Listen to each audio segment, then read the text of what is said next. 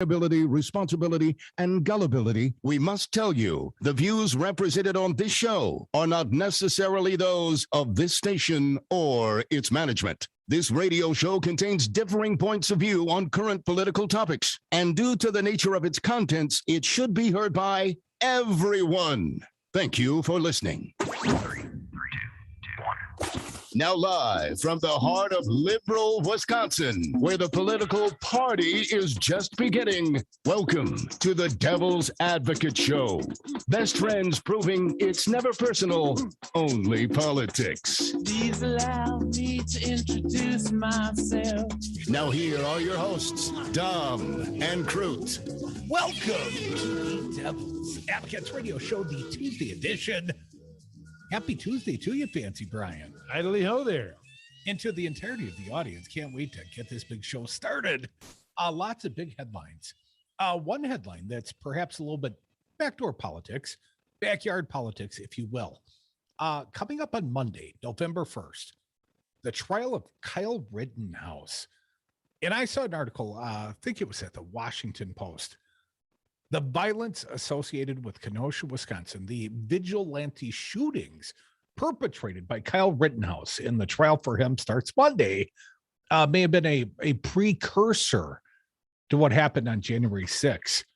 And certainly we'll make a little time for the Rittenhouse, the update, the pre-trial. The judge has got some semantics, some semantical rulings, if you will. What can you call the respectives? Well, you can't call the victims, but you can call them protesters or rioters. But they had to prove that at least. But as long as they have some sort of reasonable proof, they can call them rioters or looters. We can talk about that a little bit more here. Dr. Birx, you remember Dr. Birx, the scarf lady? Do you see the newest headlines? I believe this came initially from the New York Times. They did this reporting. But Dr. Birx is damning of Donald Trump. And I'll give you the abridged version, the short version. Birx tells investigators up to 40% fewer Americans would have died if Trump had supported basic COVID protocols. 40% fewer. I mean, we've got 700,000 plus dead Americans. And I'm not great at math on the radio, but we're approaching 300,000 people that died because of the conduct and the failed leadership of Donald Trump, according to what? The lady in charge. Let me read briefly the abridged version. Trump White House coronavirus response coordinator, Dr. Deborah Birx. Man, it feels like a Monday and it's already a Tuesday. Coordinator, Dr. Deborah Birx, told congressional investigators behind closed doors between 30% and 40% fewer Americans would have died from COVID-19 if then President Donald Trump and Trump administration had supported just the basic coronavirus preventive protocols, like wearing masks. Doesn't seem like a big deal. But do you recall what Trump said? A little bit more. According to Birx's statement, up to 295,000 Americans would not have died if Trump and his administration had supported the basic protocols, just the basics. On April 3rd, 2020, Trump chose to make the announcement to the American people that the CDC was advising mask wearing. And during that same press briefing, he immediately announced he wasn't going to wear a mask. It's voluntary and you don't have to do it, Trump declared on national television, repeatedly stressing the word voluntary. Trump added, I don't think I'm going to be doing it. But fine leadership. The New York Times reports that Dr. Birx, who is an expert in immunology, vaccine research, and global health, told investigators, and something of a fashion plate, I always love the scarves, I believe if we had fully implemented the mask mandates, the reduction in indoor dining, the getting friends and family to understand the risk of gathering in private homes, and we had increased testing, and we probably could have decreased fatalities in the 30% less to 40% less range. Asked whether Mr. Trump did everything he should have to counter the pandemic, she said, no. And I've said that to the White House in general. And I believe I was very clear to the president in specifics of what I needed him to do. The New York Times separately reporting today, 737,526 Americans have died from COVID-19, and more than 45.5 million Americans have been infected. No big deal, just 737,000 plus dead Americans. Mostly, according to Dr. Birx, because the last guy, his focus, was on his reelective campaign. He sacrificed 300,000 American lives, according to his own administrators, because he was distracted by reelective campaign. Didn't want to get the bad headlines. Didn't want to wear the mask. He also said he didn't want to create a panic either. I don't want to create a panic with anybody, and wearing masks, people can't see my wonderful crappy teeth. So yeah, but Lordy, there were tapes. Fancy Brian, we know there were tapes. We've heard the word Woodward tapes. We know that Trump knew how infectious this was, how deadly it was, how important it was to the American people that they be informed. But he instead chose a differing tact. Sacrifice 300,000 approximately, because wearing masks doesn't fit my image. It's more important than anybody's life. We all know that. Seeing the president's face is so much more important than people living or dying, or any sort of reality. Do you recall? And of course, he got COVID. And do you recall when he returned from the hospital and he proudly ripped that mask off his face and he stood there barely able to stand, like wheezing, ready to tip over? I mean, you could tell the man was not well. And in fact, reporting, if it's to be believed, books written after the fact, say the man was close to death. And of course, his reaction is, well, I'm stoic. I'm gonna stand here. Of course, he's not really courageous. His stoicism was about being an anti-masker. And his stoicism exposed others at the White House to his very infectious body. Because the guy had just left Walter Reed, with COVID that nearly killed him. And he had all the cocktails, all the drug cocktails, all the good old medicine that money could buy. Oh, yeah, he had nothing. The survival rate with monoclonal treatment is amazing. I wonder what's, the people who don't want to take the vaccine or talking about ivermectin, do you even know what's in the monoclonal treatment? Do you know how they get that? Why don't you look that up and see how Donald Trump survived with his monoclonal treatment and see what's in that before you go and whine about whether you get a vaccine or not. By the way, Donald Trump is also vaccinated. And by the way, he exposed a bunch of people just for that wonderful press op. Good for him, where he barely stood and ripped off a mask. And that's really important to go and show how strong you are by ripping off your mask and showing everybody else how to infect everybody else. Way to go. The right still claims masks don't work. They claim the numbers refute that masks work. Huh. I'll speak for myself. I live in Dane County, Wisconsin. You live outside of Dane County. I was just about to bring this up. And you commute into my fair community, Madison, Dane County, Wisconsin. And ironically, Dane County here where I live has the only mask mandate, only countywide, only community mask mandate in the entire state of Wisconsin right now, best I can tell.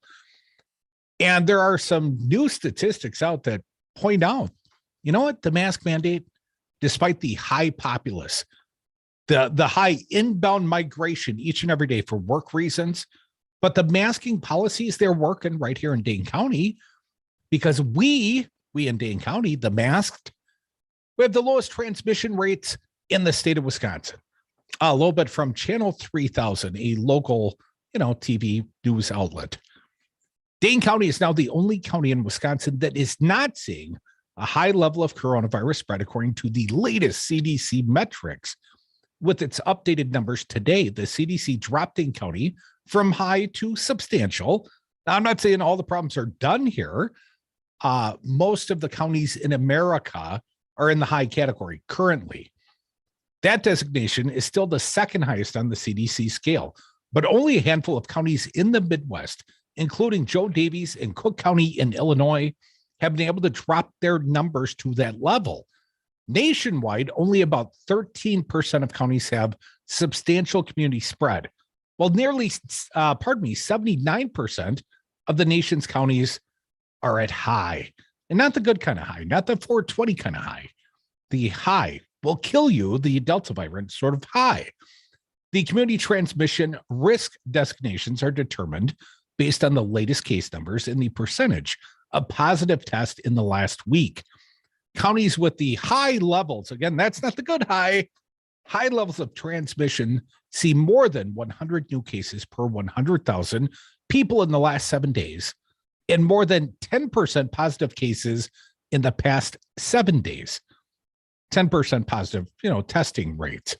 Counties at the substantial level see between 50 and 99 new cases per 100,000 and a positive rate of 8 to 9.9% in the last 7 days. Now, here's the good news about Dane County. And if you don't live in my fair city, that's too bad, because we believe in science here. And we're a big old blue county, and we've got the highest density of Dems perhaps anywhere in America. I mean, we're pushing for one of the most democratic counties anywhere.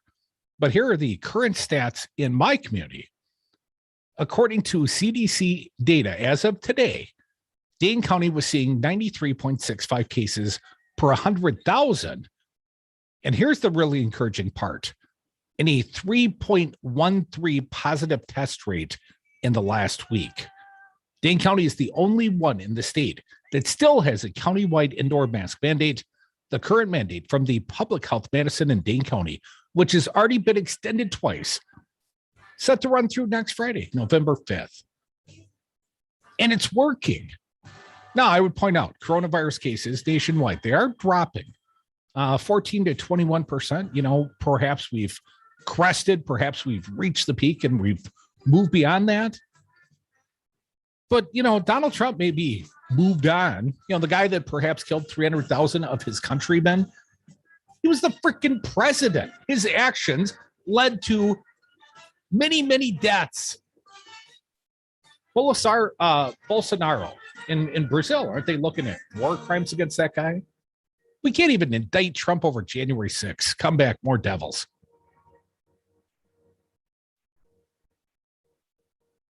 I wanted to always play it down. I still like playing it down because I don't want to create a panic. Like a herd mentality. This thing's going away. It will go away like things go away. You love them enough to do anything for them. Dad, can we make 200 cookies for my bake sale tomorrow? Let's do this. Including checking nhtsa.gov/the right seat to make sure they're correctly buckled in the back seat. Brought to you by the National Highway Traffic Safety Administration and the Ad Council. 600,000 Wisconsin families are receiving checks to help take care of their kids, thanks to the expanded child tax credit passed by Joe Biden and congressional Democrats. Ron Johnson voted against these checks for Wisconsin families, despite voting for a 2017 tax break that put more money into the pockets of millionaires like himself. It's time to vote Ron Johnson out of office. MoveOn.org political action, paid for and is responsible for the content of this advertising. Poll.moveon.org, not authorized by any candidate or candidates committee. President Trump lost the election. Joe Biden won the election. Collectively, Republicans got 1.661 million votes, 51,000 more votes than Trump got. He exhausted his cases. He exhausted the court challenges. All the Republicans voted for Trump the way they voted for the assembly candidates. He would have won. It was not rigged. It was not stolen. Donald Trump lost the election. Joe Biden won the election. It's really clear. This message was paid for by the People for People Corporation. Donate online at p4ppc.org. 19, brought to you by CDC and the Ad Council. With so much loss, you may feel like you can't handle it all. Meditation or other spiritual practices can help you feel more grounded and better able to cope. Find more self-care and coping tips at coping-19.org. My Congresswoman Rep. Gwen Moore, over 100 Republicans signing on to that Texas lawsuit. What are your thoughts on your fellow Republicans in the House? Honestly, this is what we all sign up for. This is a democracy. You run races. I've been involved in races where people lose, and I'm ashamed of the fact that we had one congressman, I guess he's brand new, who voted for this nonsense. Listen to Devil's Advocates live weekdays from 2 to 5 p.m.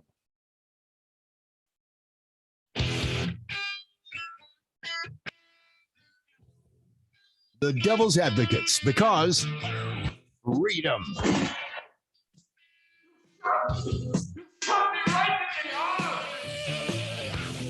Welcome back to the Devil's Advocates Radio Show, the Tuesday edition.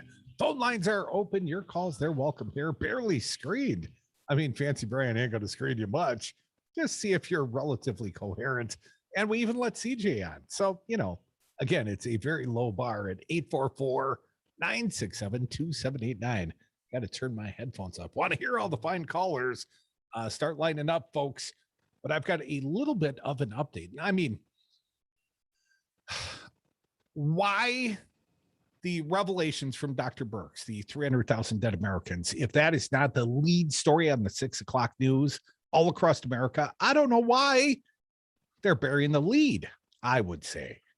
This seems like a really freaking big deal to me. The president, through his inaction, through the assessment of his own immunologist and experts, the ones that headed up his COVID panel, they accused him of causing 30 to 40% preventable deaths just through his conduct, just through his inaction.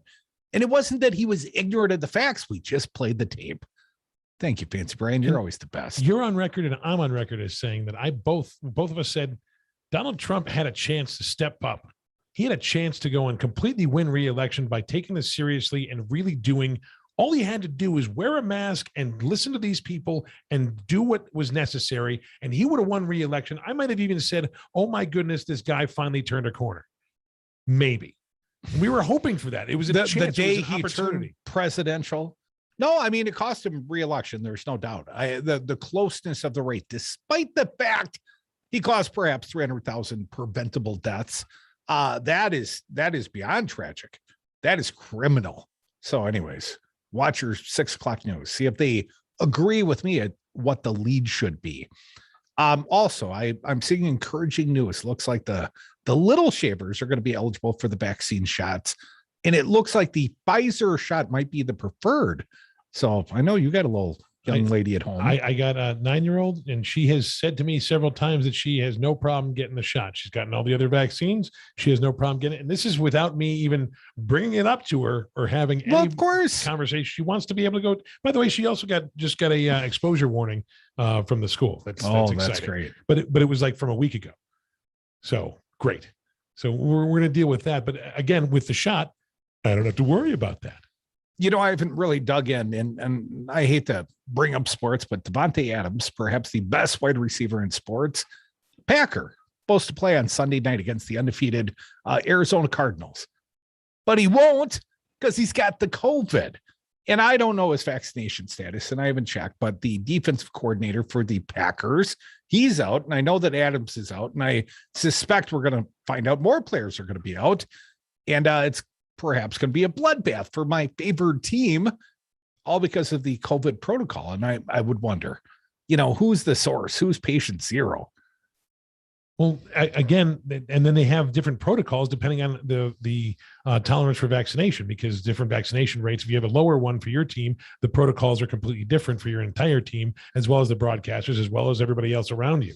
It's insane. So the best, on top of that, I heard NFL, they're probably not going to reschedule any games. If you have at least like 36 players, they're going to let you play no matter what. They just throw guys playing both ways, like high school games. If they have to, you're going to have a little bit of Charles Woodson out there, man, just because it's easy to reschedule games when there's nobody in the stands, but with people in the stands, they can't reschedule that way. Plus the NFL is a juggernaut now. And they basically put the hammer down and said, if you're not vaccinated, screw you, we're moving forward. And if you are vaccinated, great. That means we don't have to put you in COVID protocol for too long, but we don't care. This vaccine this virus is not going to stop the NFL. As a fully vaccinated man living in a county, and I feel quite proud that I live in a county that has, adequate health guidelines in place, has a mask mandate, only county in the state of Wisconsin. But anyways, man, I feel proud and happy. And, I am brokenhearted when I see the COVID-19, the infections affecting my team's chances of making it to the Super Bowl. You guys have a lot of something really important. Yeah, well, that is very important. And I can't wait till your daughter and all the little shavers can get their COVID-19s, and of course it'll be a point of contention here. We're having battles all across the state of Wisconsin. I know it's not confined to our borders, but this newest battlefront for the right, it's the school boards, and it's, you know, everything from vaxxing to masking, and of course critical race theory. This whole premise that someone might teach your kid about racism is making the right lose their freaking minds. But the battlegrounds of the next electoral battles are already being fought this year. They're being fought in the school board meetings. It's crazy.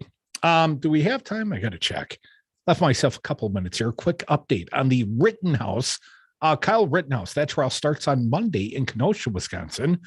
And a Wisconsin imposed new restrictions on prosecutors, but granted Kyle Rittenhouse's defense lawyers a bit more latitude in describing the murder case to jurors.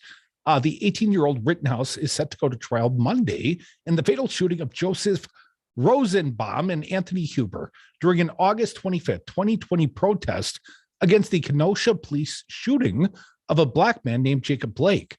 But a judge barred prosecutors from using the word victim.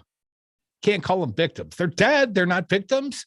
To describe those two men and a third, Gage Grosskreutz, who was wounded in the incident, according to the AP. The word victim is loaded word, said Kenosha County Circuit Court Judge Bruce Schrader. Alleged victim is cousin to it. The judge denied a prosecution request to bar defense attorneys from using similarly loaded language in reference to Rosenbaum, Huber, and Grosskreutz, saying Rittenhouse's lawyers may present evidence suggesting the men were engaged in crimes at the time of the shooting. Crimes, what, breaking curfew? If more than one of them were engaged in arson, rioting, looting, I'm not telling the defense you can't call them that, the judge said. Schroeder also ruled that the use of force expert, John Black, who defense attorneys want to call as a witness, may not testify about Rittenhouse's state of mind, but only about timelines that apparently has been agreed to by the assistant district attorney, Thomas Binger. Won't call their expert witnesses as long as, you know, they stick to the timelines. That trial starts Monday. We'll keep you informed. Come back, the Devil's Advocates Radio Show, 1 foot in tomorrow, you know, so you don't have to buy the paper.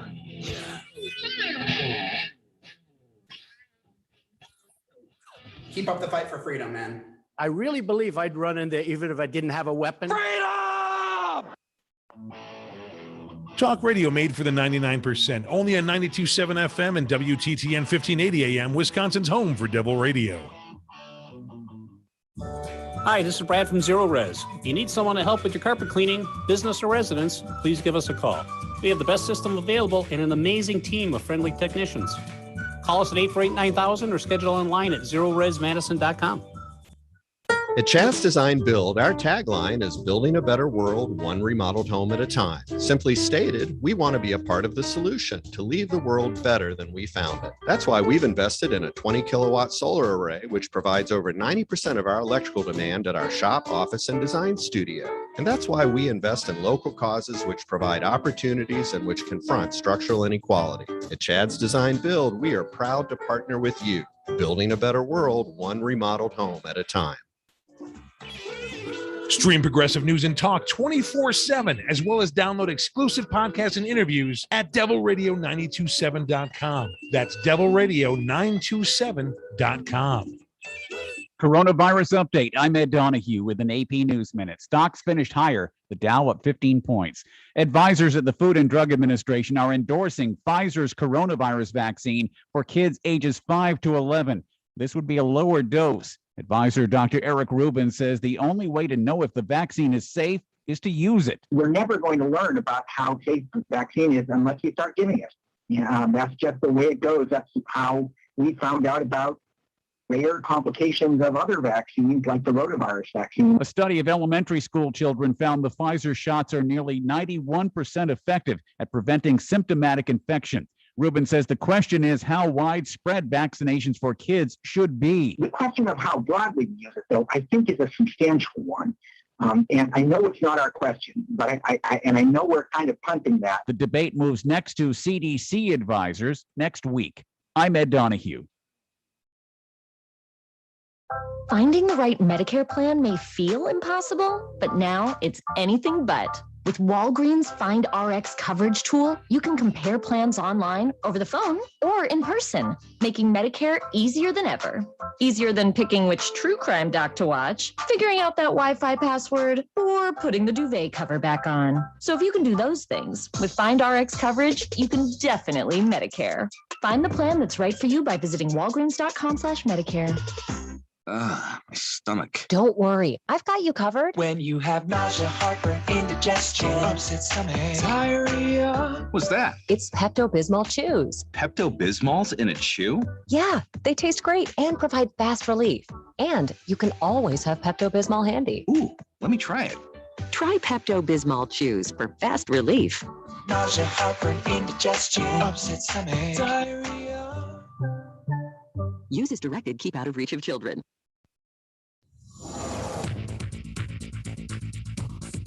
For Devil Radio 92.7 FM and WTTN 1580 AM, I'm Luke Mathers with your headlines.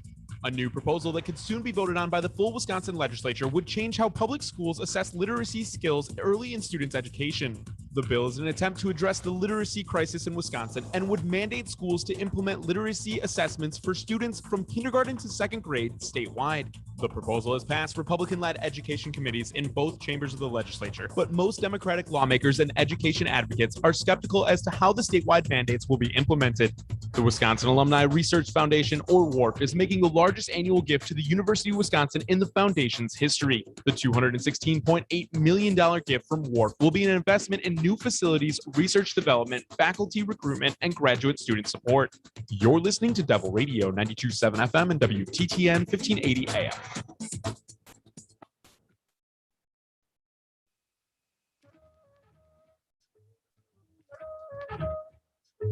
Cause you can, and you don't stop. Cause you can, and you don't stop. Oh, when you can, and you don't stop. Save the $2 on tomorrow's paper. Listen to the Devil's Advocates today. Welcome back to the Devil's Advocates radio show. My phone's blowing up. Excellent. Good news. I think we predicted this in the very last segment. Our timing, serendipitous. Here is the latest CNN's report I have in front of me.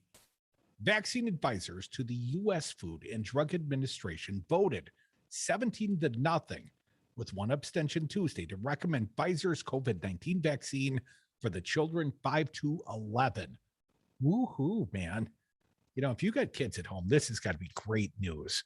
Member of the FDA's Vaccine and Related Biological Products Advisory Committee agreed that the benefits of vaccinating younger children appeared to outweigh the risks.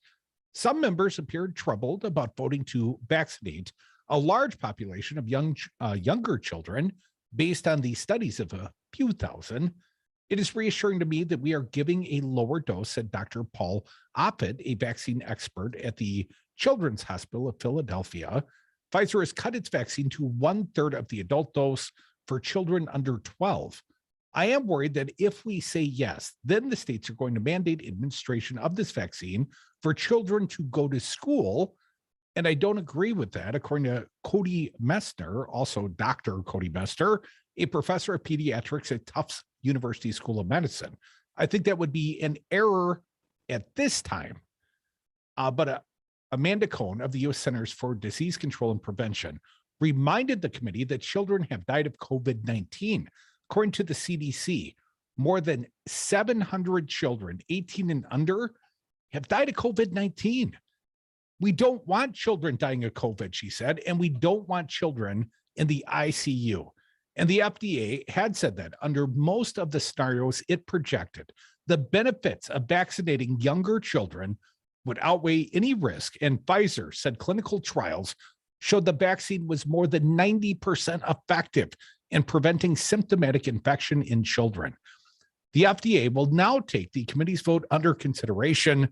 Then vaccine advisors to the U.S. Centers for Disease Control and Prevention will meet next week, November 2nd and 3rd, that's Tuesday and Wednesday, I believe, to discuss the decision and decide whether to recommend that U.S. kids get the vaccine. The final word will lie with CDC Director Dr. Rochelle Walensky, and the vaccine could begin the vaccination could begin next week if she gives the go ahead. Next week, little shavers getting their vaccine. That would be great news for the Kelly household and many, many others all across this fine nation. Join us. You got an opinion? And how long till we mandate it for the kids? I want the mandate for the kids. Well, how's that polio working out for you? You guys have polio? You got any rubella? I know, dude. A little bit of measles, anybody? It's crazy that suddenly Republicans, want to jail Fauci and want to roll back vaccines. Well, Fauci one time said you didn't need to have masks. That one time he said he didn't need to have masks. And he's killing your puppies. Do you know that? Oh yeah, that too. Yeah, Fauci is a puppy murderer. Oh, good. Yeah. I could dispel that. Dana Milbank at the Washington Post. Either you believe Anthony Fauci's the type of guy that murders puppies, or you're the type of person that isn't an idiot, doesn't watch Fox News. Isn't an idiot. 844-967-2789. See what category these fine callers fall into. Andy from Beaver Dam, you're not an idiot. Don't be an idiot, Andy. Join the show. What do you got for us? I'm 1 day late to the party. I drove up and drove down the same day from the Stones. But who's surprised that Ms. Birx would say, I say she's underestimated the amount of people it could have saved. I'm saying it could have been half, 400,000. If something, they took him through the Obama plan for pandemics away, and they just, they totally disregarded any protection, I got to tell you, Andy, I find this significantly worse than a little mismanagement of the economy or the failure to pass an infrastructure bill, or hell, even the God forbid withdrawal from Afghanistan. To think that the president of the United States, through his own malicious choices, through his own desire to get reelected, would allow or really, give example to the American people that could lead to 300,000 deaths, Andy. That if that's not criminal, if that's not a war crime, crimes against humanity, what is it? The guy, the narcissist, completely ignored the whole gravity of the situation, and it's pathetic. It's absolutely too bad, and a lot of people have lost loved ones. And you're right about the kids. The kids should be vaccinated. Everybody vaccinated. And, this thing could have been over like 6 months ago. I don't know. It's pretty sad. But anyway, that's my 2 cents worth. All right. Andy, before I let you go, man, how were the Rolling Stones? You saw them in Minneapolis? Yeah, they were fantastic. And they had a montage of Charlie Watts before they started the performance, on the big screens. And yeah, I don't know, just overall, it was really cool, man. It was good. When I heard your theme song before the show started, I was thinking about Mick Jagger, and prancing around. Little sympathy for the devil, Andy. Yeah, absolutely. I really did. And I heard, I slept in pretty much yesterday, but I heard that Stephanie Miller, it was a pretty good success for, I mean, it wasn't the Rolling Stones, mind you, but Stephanie Miller came to Madison and they played at the Barrymore Theater, and Andy, it was a hell of a good time. And, there might've been 600 inside the room, more than 1,000 watching on the pay-per-view, my understanding. Not quite a Rolling Stones concert, but, Stephanie Miller, the Keith Richards of comedy. Just want to throw that out there for everybody. If anybody wants to know about a little bit of Rolling Stones on tour, a little bit of what it's like to tour with the Rolling Stones, check out the On the Bus podcast at devilradio927.com. We interviewed one of their sound engineers, Mike Allison, who went on tour with the Rolling Stones and received some really awesome gear from the Rolling Stones that helped them out and made some really good friends with them. Look at really, you, really fancy Brian, sliding into a little self-promotion like an old pro. Well done, sir. It's given in some insight. Check out the On the Bus podcast. Mike Allison, he's a sound engineer, and it tells some really, really awesome stories. Non-FCC regulated. Of course. Podcast. Remember, podcast. But 844-967-2789. I had heard that the meme going around is that the Beatles only have a bassist and a drummer left, and that's what the Rolling Stones lack. So Get the Beatles and the Rolling Stones Supergroup? together. Supergroup. Yeah, that'd be cool. I'm sure they would start hating each other immediately. 844-967-2789. Going back to the phones. Our pal Mark from the SAC. What do you got, Mark? Hey, it was a great show there Saturday night. I didn't see you either. Lots of people were there, but nobody says hi anymore. Come on, man. I was pretty obvious.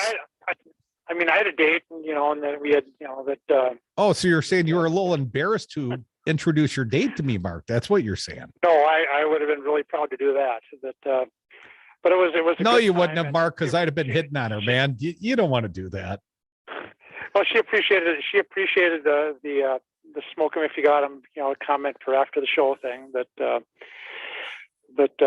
It was heartfelt, Mark. It was heartfelt. And John Fugelsang humping the hand dryer was had her laughing, and it was just an all around great show. Just fantastic. Mark, for those unfamiliar, comedian John Fugelsang was at the Barrymore, and he's talking about how he got something on his pants and he needed to use the hand dryer, but the hand dryer is too far up the wall. So then he said he started climbing up the sink, but to demonstrate this function, Fugelsang climbed a bar stool and he's standing there. His head's about 10 feet off the stage. I'm thinking, God, I hope OSHA is not watching the live stream right now, but he risked life and limb to keep us entertained. Mark, were you not entertained? I was just extremely entertained for the whole show. Frangela was great. L. Sparks was great. It was just a fan, and Stephanie was great. Fantastic show.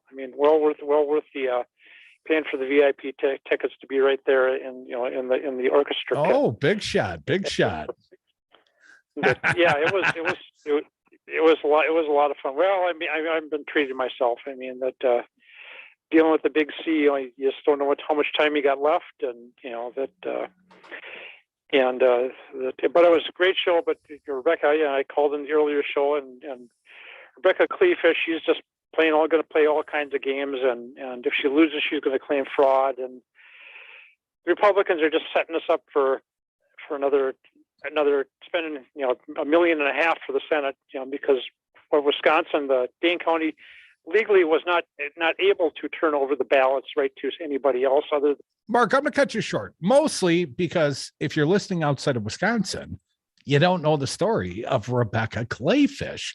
But here's the good news, Mark. I'm going to break this story right here on this big show in like 5 minutes. I'm going to tell the story of Republican gubernatorial candidate Rebecca Kleefisch and her little public proposition this weekend. Should we start right now? We got a few minutes. God, let's not tease the audience. Let's give them what they want. This one's for you, Mark, and all the fine listeners all across Wisconsin, all across the nation. Rebecca Kleefisch says Republicans need to hire mercenaries to win in 2022. Whatever does she mean? Reporting from Patrick Barley at the Milwaukee Journal-Sentinel. Rebecca Kleefisch, now she was the lieutenant governor under Scott Walker, and she has cast herself as sort of a Trump abrasive. She's married to a hunter shooter guy, and we like Joel. Joel is a friend of ours, but Joel stepped back. He used to be a state lawmaker, and now he's just a hunter fisher guy. And Rebecca has taken this new tact, and she's running for governor. She's out there on the campaign trail, and that's where Marley caught up to her, or at least this story does. Rebecca Kleefisch over the weekend told Republicans they needed to hire mercenaries and engage in ballot harvesting to help her win next year's race for governor, a practice she said she wants to ban. How contradictory, Rebecca. In a Saturday speech to Republicans in Door County, it's beautiful there. The foliage, I bet it's all changed and all colorful. Kleefisch said the method she needs to use to win bother her so much she'll have to wash herself with steel wool, just to get the corruption off.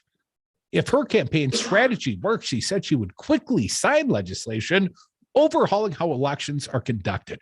So let me see if I get this straight. Let's go hire some mercs, some mercenaries. Let's go do some ballot harvesting, something that I hate. According to Rebecca Kleefisch, she claims she hates it. Those damn corrupt Democrats. We're going to do it, though. And then I'm gonna get in a hot shower and I'm gonna wash the corruption right off with a little steel wool. It's gonna sting a little, but it'll be worth it. Because once I, Rebecca Kleefisch, am elected governor, then I will be a reformist, and I'll go back after the fact, and I will close all the loopholes of all the corrupt ways in which I will be elected, because only I can fix it. Am I kind of on the right track here, you think, Fancy Brian? Yeah, and she's advocating for hiring mercenaries, but yet she disparages Democrats for having volunteers.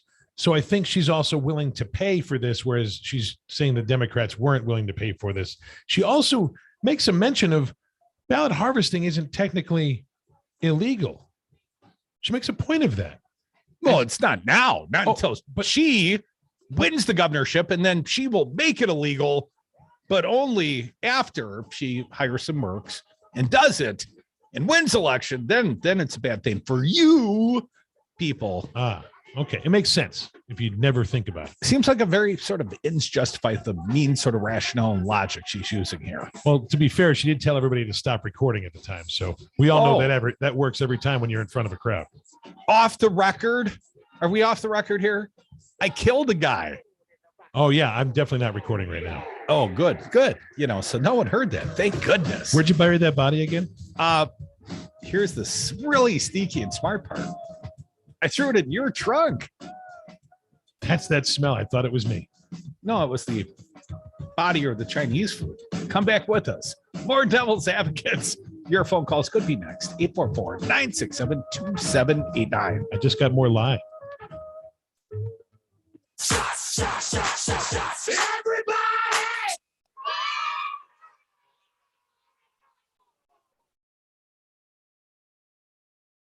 I love this song. I love nachos. Loving everything? You might be buzzed. You know what I'd love? A ride when it's time to head out. If you see a buzz warning sign, call for a ride when it's time to go home. Buzz driving is drunk driving. A message from NHTSA and the Ad Council. 600,000 Wisconsin families are receiving checks to help take care of their kids, thanks to the expanded child tax credit passed by Joe Biden and congressional Democrats. Ron Johnson voted against these checks for Wisconsin families, despite voting for a 2017 tax break that put more money into the pockets of millionaires like himself. It's time to vote Ron Johnson out of office. MoveOn.org political action, paid for and is responsible for the content of this advertisement. Poll.moveon.org, not authorized by any candidate or candidates committee. If you love them enough to listen to them practice the same song on tuba, please be done. Over and over and over and over and over, then surely you'll check nhtsa.gov/the right seat to make sure they're correctly buckled in the back seat. Sounds good, honey. Check today at nhtsa.gov/the right seat. Brought to you by the National Highway Traffic Safety Administration and the Ad Council.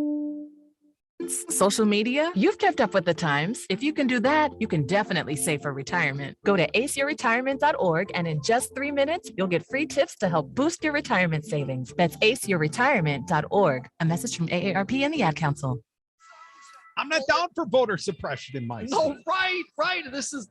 It's got to be easy. It was great to have these options. We should have these options. We should have days off for people to go vote. We should expand the availability, the ease of our own citizens in this country to participate in self-governance. Republicans, why are you so opposed to that?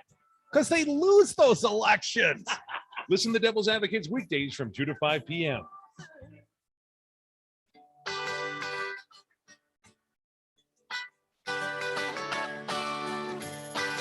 The Devil's Advocates, so relevant they have 1 foot in tomorrow. Welcome back to the Devil's Advocates Radio Show, the Tuesday edition. And we've moved into one of my favorite parts of the big show, the nominees and awarding eventually. We'll get to it eventually. D-Bag of the Day. And I've got an early nominee. Got started just a little bit early because I thought she's deserved. Lieutenant gubernatorial, well, I guess she used to be the lieutenant governor.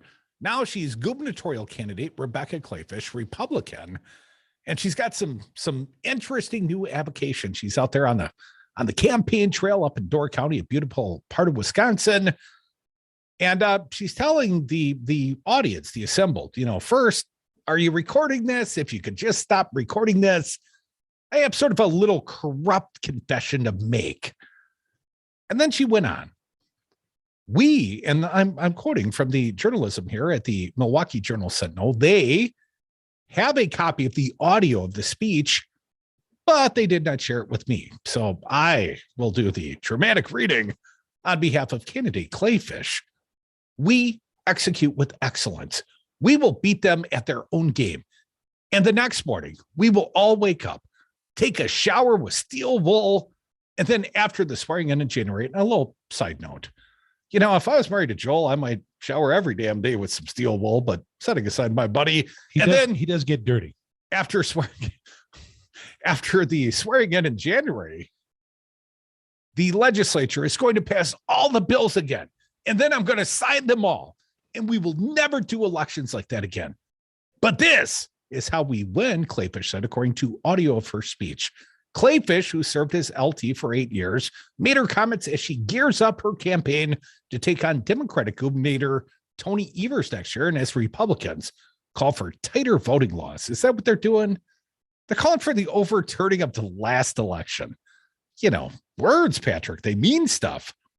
After a 20-minute speech, Kleefisch told the crowd she would run down her campaign strategy, but asked those present not to share it publicly. If you are recording, I don't want you to put this part online to share with Democrats, okay? It's about election strategy, she said. Oh, Rebecca.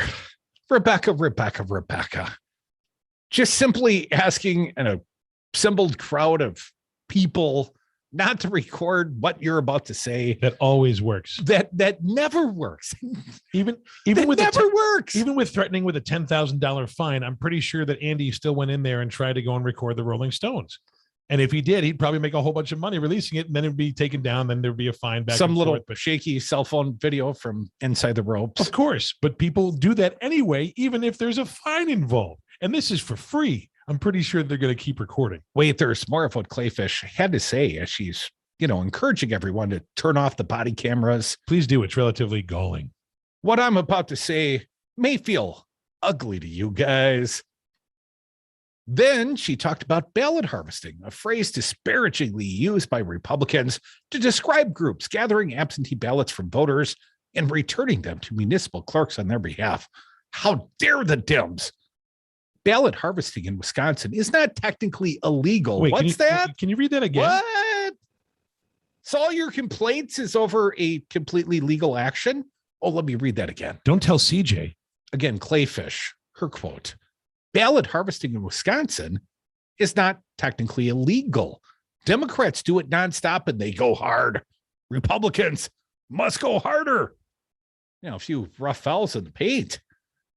There were few reports of groups affiliated with either party gathering absentee ballots from voters in last year's presidential election. So it's not a common practice, apparently. Republicans have taken a hard stance against the practice, and Kleefisch has called for banning it. Democrats have said people should be allowed to deliver ballots to City Hall for family members and neighbors, particularly if they have difficulty getting there themselves. Next, Kleefisch said Republicans need mercenaries, by which she appeared to mean paid workers. Democrats hire mercenaries. Republicans rely on sweet little volunteers to do the exact same things. We must hire Birx. Kleefisch said she wanted Republicans to adopt programs similar to the one held last fall in Madison, known as Democracy in the Park. At those events, voters were able to return absentee ballots they had received in the mail to clerks who were stationed in more than 200 parks. The Wisconsin Elections Commission has ruled that you're allowed to do the laundry bags full of ballots in the parks, Kleefisch said. If Democrats are going to do laundry bags full of ballots in the parks, then we need to do laundry bags full of ballots in all places. Okay. One, that's the first talking point they talk about when they bring up election fraud. Two, none of those ballots at all have been proven fraudulent whatsoever. And three, the most important part of this context is the whole reason why people were sending in their absentee ballots through that method anyway, because sending it through the mail was suspect because Louis DeJoy was doing everything possible to make sure the mail was slowed down at that time. He had gotten rid of a couple of different sorting machines as well and slowed down the mail. People were reacting to that. And they also had unclear instructions as to how to return their ballots, and this was the best way to do it. That's the reason we were doing it in the first place. Back to her earlier statement, it's not technically illegal. Hell, it's not even close to illegal. So if the Republicans want to perpetrate, returning of absentee ballots to a designated polling place or, a park perhaps, I think most Democratic clerks would be okay with that. We're not trying to win by trying to suppress your votes. That's your team's plan, Rebecca. A little bit more here. Kleefisch urged Republicans to serve as poll workers, noting elections officials are required to choose poll workers from lists supplied by Republican and Democratic parties. The parties usually don't provide enough names, and election officials then find additional workers on their own. Oh, yeah, that's stuff in the ballot box. Poll workers are supposed to perform their duties in teams of two, with one worker from each party. Kleefisch said Republicans need to do more to find more poll workers, not watchers, not the people who stand some distance apart and just give people the eye. I'm talking about people who actually check the photo ID and people who rip open the absentee ballots, initial it 2 by 2, feed them into the machines. Poll workers. Oh, it sounds more like Noah's Ark. You know why we need to hire mercenaries, Kleefisch said. We need to call people 7 times for 1 vote, guys. So anyways, Rebecca Kleefisch, threatening to go out and do things that are completely legal under campaign laws and saying somehow, you're be so dirty you'd have to scrub yourself clean afterwards. I've seen your choice of husbands. I know the guy. So, that's hardly an excuse. Rebecca Kleefisch, today you are the singular nominee and the awardee of the D-Bag of the Day. D-Bag of the Day. Congratulations. Come back with us. More Devil's Advocates, the 4 o'clock happy hour is next. Stick around for it. I bet you'll have a good time.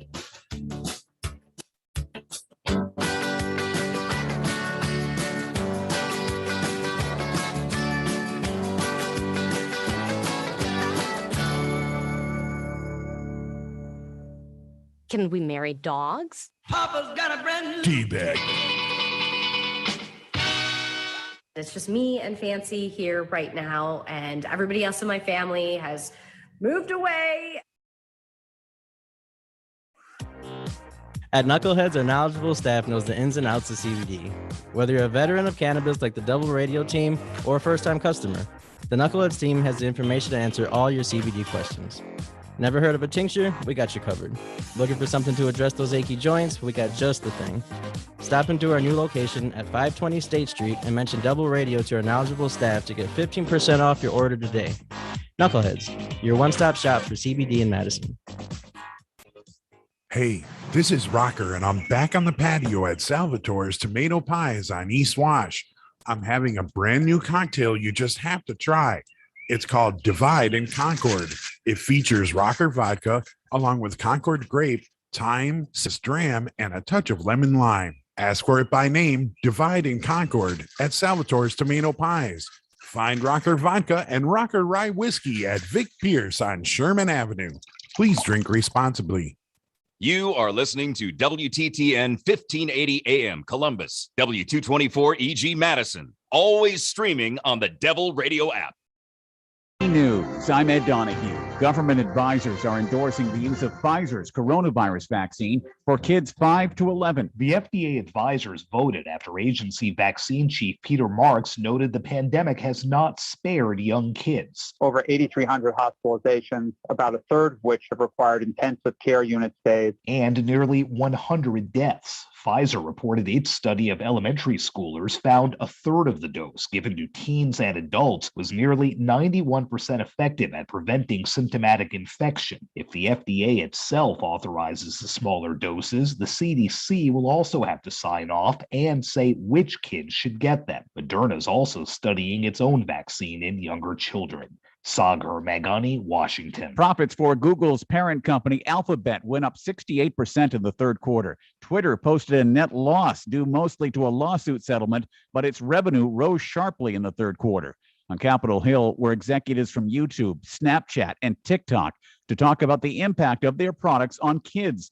Subcommittee Chair Richard Blumenthal says there's a lot of room for improvement. I want a market where the competition is to protect children, not to exploit them. Around the world, 150 people were arrested, more than $31 million seized in an international drug trafficking case involving sales on the dark net. This is Deputy Attorney General Lisa Monaco. We are here today to expose those who seek the shadows of the internet to peddle killer pills worldwide. The dark net is part of the internet hosted within an encrypted network and accessible only through specialized anonymity providing tools.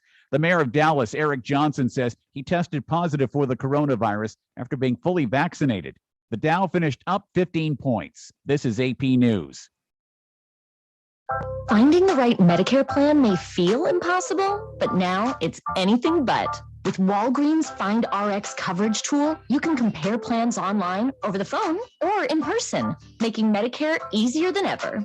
Easier than picking which true crime doc to watch, figuring out that Wi-Fi password, or putting the duvet cover back on. So if you can do those things, with Find RX coverage, you can definitely Medicare.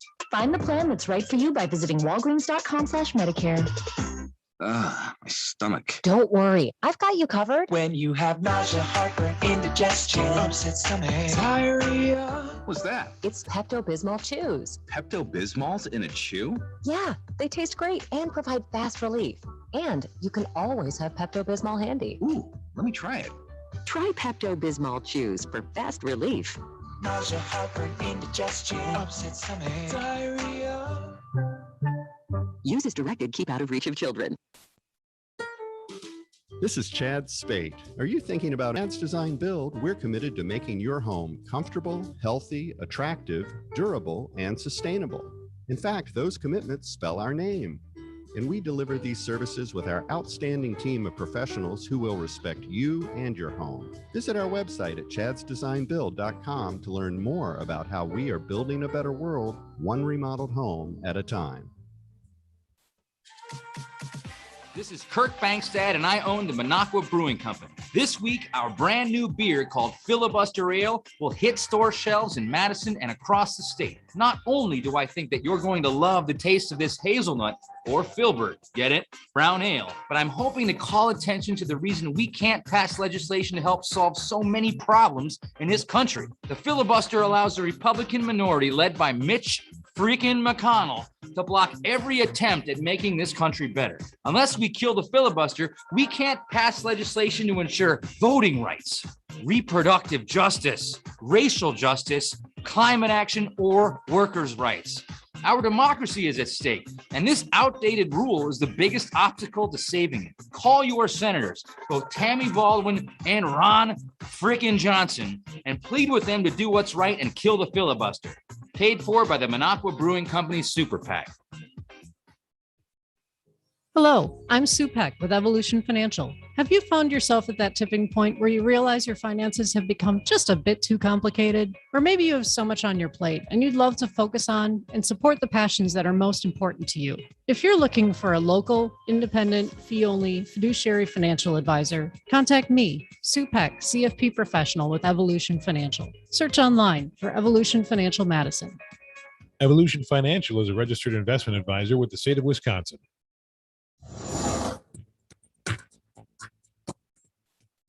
For Devil Radio 92.7 FM and WTTN 1580 AM, I'm Luke Mathers with your headlines. On Monday, the City of Madison's Finance Committee voted down 3 amendments to the city's upcoming budget that would have moved funding from the police department to the newly launched CARES program of mental health first responders. City Council members will have until November 9th to propose new amendments to the budget before deliberations begin.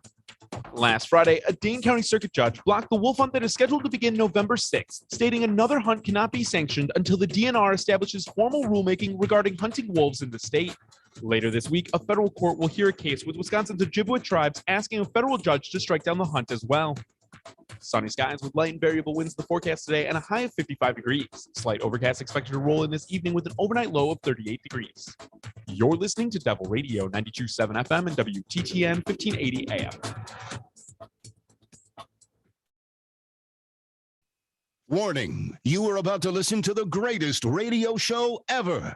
And due to contractual obligations and to shield our airwaves corporate licensees from any semblance of liability, responsibility, and gullibility, we must tell you the views represented on this show are not necessarily those of this station or its management. This radio show contains differing points of view on current political topics, and due to the nature of its contents, it should be heard by everyone. Thank you for listening. Now live from the heart of liberal Wisconsin, where the political party is just beginning, welcome to the Devil's Advocate Show. Best friends proving it's never personal, only politics. Please allow me to introduce myself. Now here are your hosts, Dom and Crute. Welcome back to the Devil's Advocates Radio Show, the Tuesday happier 4 o'clock happy hour. It rolls on, and the phone calls, they're always welcome here. 844-967-2789. Yesterday on this big show, in this big hour, tried a little experiment. We brought Alex Lasry, and if you're unaware, Alex is a U.S. senatorial candidate, wants to go up against Ron Johnson, running as a Dem, and there's a lot of Dems running. And anyways, so here's my little experiment. We've been making them co-devils, and I got a few more to bring on the big show later in the week. And joining us on next week's show, we got Tom Nelson, the Outagamie County executive, also U.S. senatorial candidate. He's going to join us this Friday for the, big Halloween weekend. I believe the date. Let me make sure I get the date right. That's the 29th. Tom Nelson on the big show. And then coming up on Monday, we've got Sarah Godlewski, currently the state treasurer of the state of Wisconsin, U.S. senatorial candidate in her own regard. And in part, I think she chose next week because the U.S. Supreme Court is going to take up arguments on, perhaps overturning Roe v. Wade.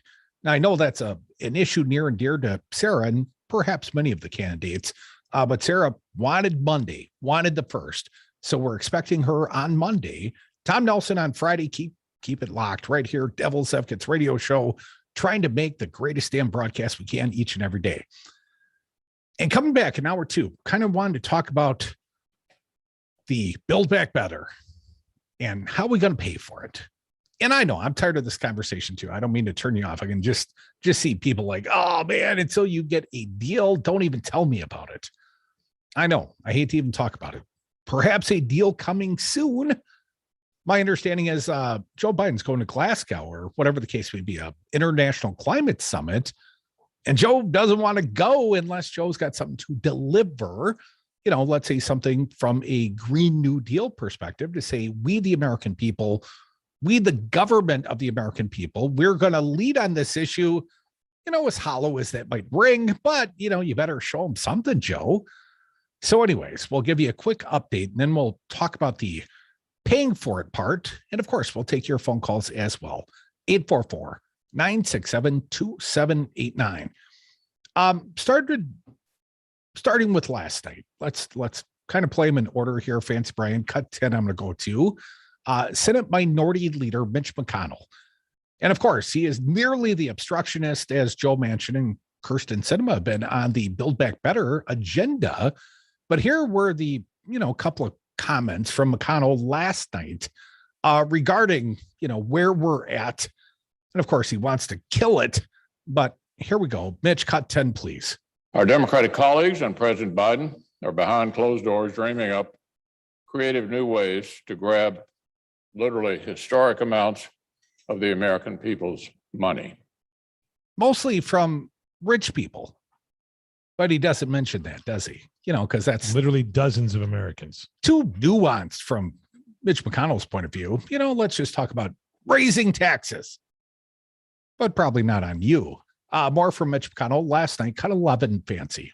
The Democrats are so desperate to raise taxes that they're now proposing to tax money the American people haven't even made yet. You know what? They're going to tax me at the end of 2022 and 2023 and 2024. That's a stupid argument, Mitch. I get taxed every year at the end of the year on money I made during the course of the year. You are proposing taxes for money I have not yet made yet. That's the case every time you deliver a budget. Come on, man. That's a poor argument. A little bit more. Mitch McConnell, Build Back Better. What are the Dems cooking? Cut 12. The biggest tax hikes in 50 years, the biggest peacetime tax hikes ever recorded in American history. That is what Washington Democrats are cooking up. The biggest tax hikes in American history. Well, I would point out, you know, we just had some of the biggest tax cuts in American history under your guy. And you were part of that legislative piece, right? The Trump tax cuts. Maybe you recall Mitch McConnell. Here's Dick Durbin, Democrat Dick Durbin from Illinois, talking on the very same topic, you know, from the blue point of view, cut 15. Under their Republican president, Donald Trump, we had the largest increase, 36%, in the debt of the United States under any president in history. Oh, yeah. Little details, McConnell.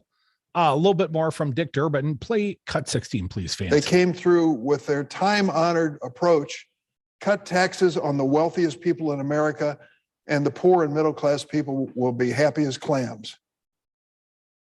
Happy as clams. I think he tells a little more truth, perhaps, than Mitch McConnell did. But let's talk about Joe Manchin. I know everyone's just grinning ear to ear. Let's hear more about Joe Manchin. What's the obstructionist dim? What's he thinking today? Well, we've got the newest sound from Joe Manchin. They're kind of on the same team some days. Play it for the people, if you would, Fancy Brian. The today's sound, starting with cut number 40, please. Joe Manchin. This position, I guess I wouldn't wish it on anybody. What's that? Then change your position. You know, go along with your party, you freaking moron. More from Manchin. Bipartisan bill. Well, you want to pass that this week? You know, how about Bernie's bill as well? Cut 41. I would like to hope it passes Wednesday evening. The president needs to take something with it. Yeah, something with to the big international Glasgow summit. More of Joe Manchin. What about changing parties? I don't even know what party I belong to. You know, is it that confusing, Joe? Cut 42. Do you think by having a D or an I or an R is going to change who I am? I don't think the R's be any more happier with me than D's are right now. Okay, I mean, that's about as blunt as I can put it. So I don't know where in the hell I belong. Well, the only thing that's going to change you is more money into your campaign, from what I understand. Where does Joe Manchin belong? 844-967-2789. I've been hearing most of the cheers for Manchin coming from the political right. And of course, the petrochemical industry. Let's not forget them. What about Bernie Sanders? They had a meeting, did they not? Cut 43, Joe Manchin. Bernie and I have met the last 3 days for at least an hour a day, getting to know each other differently than we ever did before. And we have the respect. I hope I have his respect. He has my respect. I know who he is and where he's coming. I just respectfully disagree. I just respectfully don't care about America because, you know, money. I'm getting paid.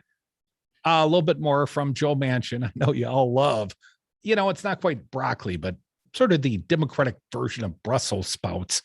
Joe Manchin, please play cut 44. We better bring our country together. We better figure out it's United States of America, united, not divided States of America. And we better start working on that. You know, who's cheering for you in this moment? I'm not sure who the audience is that would cheer for Joe Manchin. And maybe we would all, you know, perhaps cheer for the sentiment. But Joe Manchin, you're part of the reason that America is divided. Because if the Build Back Better, if the Joe Biden agenda actually moved forward, you'd have a distinguishing notion. The Democrats believe in governance. And maybe you should reelect us or continue to elect us to legislative majority so we can do more, not less, Joe. I'm not sure if he quite gets this. Climate. Let's innovate, not eliminate. And I think he means coal, cut 45. I said, if you think that whatever we do, the rest of the world will follow in the climate world, and I've always said you can't eliminate your way to a cleaner climate. You can innovate your way, but you can't eliminate it. I don't know if you noticed the coal mines that are going away in West Virginia, Joe. That's innovation. That's because the green economy, the solar, the wind power, they're cleaner, they're more efficient. They don't give people black lung. And just because the industry is paying you, just because you personally benefit. My understanding, Joe Manchin benefited about $500,000 last year from the coal industry. I mean, that's enough money. I don't, maybe if you're Bill Gates, that's not enough money to matter. But for the rest of us, $500,000, oh, that's like the yacht Joe's got out there in the harbor in DC. Well, about $500,000 yacht, if I had to guesstimate. Wow. Coal's been good to Joe. See, he wants innovation, but he wants innovation specifically the way that he wants it. You need to innovate so that coal is somehow clean now, but we've already innovated past him. Get with it, man. Are we going to break here? A little early for break? Okay. We got time. Let's take Pizza Box Mike, our good friend. Welcome back, Pizza Box. What do you got for us? Hey, what's Manchin's son's name? Is it like Cole or something like that? Maybe the grandson, is it Cole? Well, his daughter is the CEO of the corporation that raised the price of EpiPens by derivatives of hundreds of percent. I think it was like 500% increase in the cost. If you get anaphylactic shock, you need an EpiPen, but there's profits to be made. She got busted on emails to that effect. Come on, let's stop pretending that Joe Manchin is going to turn around and be some kind of nice guy. He's not. And neither are the Republicans at Wisconsin's capital, right? I went back today, man. It was fun. Who'd you see, Michael? Any notorious Republicans? Absolutely. I saw Senator Mark Bourne. Isn't he like, one of the big shots on the JFC now? Oh, Joint Finance Committee co-chair Mark Bourne from Beaver Dam. Yes, and he looks like a beaver. But anyway, he walked by, and of course, maskless as hell. And after he got by me, I was like, I used a deep voice, because it's like Halloween, and I'm like, you shouldn't have been born. And he turned and looked at me, and then he just kind of slumped over and kind of slid away like he usually does. He is pretty spineless, man. It's like he's never going to respond or retort back or anything. He's absolutely just following the Alex playbook and a boss Dingleberry for sure. Come back with us, Pizza Box. Thanks for calling them out. The spineless Republicans, I think that's, not a localized issue. I think it's sort of a national issue. Your opinions, they matter here. Dial us up, 844-967-2789. Billionaires, I think they should be taxed. But first, I got to become one. This is a process. We'll If get you it done. stuck a lump of coal up his ass, in 2 weeks you have a diamond. Beautiful, clean coal. Hi, this is Brad from Zero Res. If you need someone to help with your carpet cleaning, business or residence, please give us a call. We have the best system available and an amazing team of friendly technicians. Call us at 848-9000 or schedule online at zeroresmadison.com. Hey, I'm here from Knuckleheads. Have you seen our new location yet? Come on down to 520 State Street for all your CBD needs. We have a huge selection of gummies, oils, and a variety of other CBD products. We also have a gigantic walk-in humidor. The knowledgeable staff at Knuckleheads will work with you to find exactly what you need. Mention Double Radio at checkout to get 15% off your next order. Knuckleheads, now at 520 State Street. We'll see you there. At Crazy Lenny's e-bikes, my store, we have solid e-bikes with 4 power levels, 7 speeds for just $844, or we have the best-selling e-bike designed for Madison bike trails, 5 power settings with throttle or center drive, 35-mile range, complete comfort spring-loaded seats, soft front adjustable shocks, a $2,000 e-bike, $600 off, just $1,400. The largest selection in North America, 200 e-bikes on display. I've seen them at Crazy Lenny's e-bikes. The cold weather is coming, and for a lot of Wisconsinites, that means hibernating inside your house and praying for a good football season. But you could have an unwelcome guest in the house, and I don't mean a Vikings fan. I'm talking about radon, the second leading cause of lung cancer. Now, don't panic. You can work around it, but first you have to find out if you even have it. Work with the pros at Orion Inspections. That's Orion, like the constellation, not the Irish guy. Schedule your test today at orioninspections.com. Greetings, everyone. This is Nate Tim inviting you to my show, Lay of the Land, about life and politics in rural Wisconsin. Join me every Thursday at 7 p.m. Join me this week for my special guest, Jerry Apps. See you then. From Baraboo to Horicon, WTTN 1580 AM is News Talk Radio built for the 99%. Rural Wisconsin's home for Devil Radio.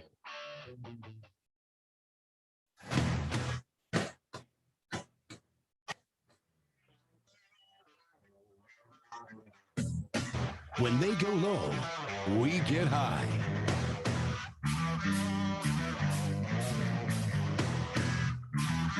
Welcome back to the Devil's Advocates Radio Show. Welcome back from the 420 break. Eat the rich. Tax the rich, perhaps. That is the proposal. And how are you going to pay for this new Build Back Better infrastructure bill?